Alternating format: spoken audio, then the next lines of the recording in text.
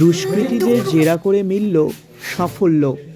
হেমতাবাদের বিদ্রোহী ক্লাবের কালী মন্দিরে চুরির ঘটনায় উদ্ধার হল চুরি যাওয়া সমস্ত অলংকার। শনিবার সকালে হেমতাবাদ থানার অন্তর্গত ঠাকুরবাড়ি ঘাট সংলগ্ন এলাকার মাটির নিচ থেকে উদ্ধার হয়েছে চুরি যাওয়া সমস্ত অলংকার। পুলিশের দাবি, দুষ্কৃতীরা চুরির পর অলংকারগুলি ওই এলাকায় মাটির নিচে পুঁতে রেখেছিল।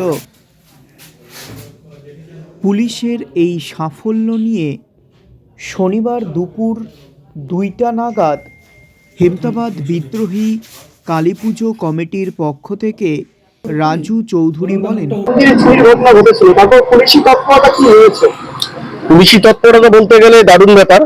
আমরা পুলিশের কাছে যেভাবে আবদারগুলো রেখেছিলাম যে আমাদের একটা নির্দিষ্ট সময়ের মধ্যে চোরকে ধরতে হবে এবং আমাদের মায়ের যে জিনিসগুলো হারিয়ে গেছে সেগুলোকে খুঁজে বের করতে হবে।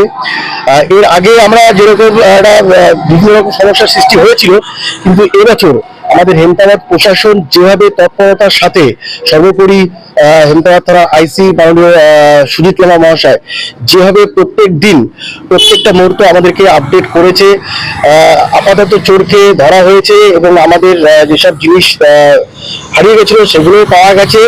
এই খবর আমাদের বিদ্রোহী ক্লাব তথা বিদ্রোহী কালী মন্দির পরিচালন পরিষদের মা কালী ভক্তদের পক্ষে একটি দারুণ আনন্দের খবর যে আমরা আমাদের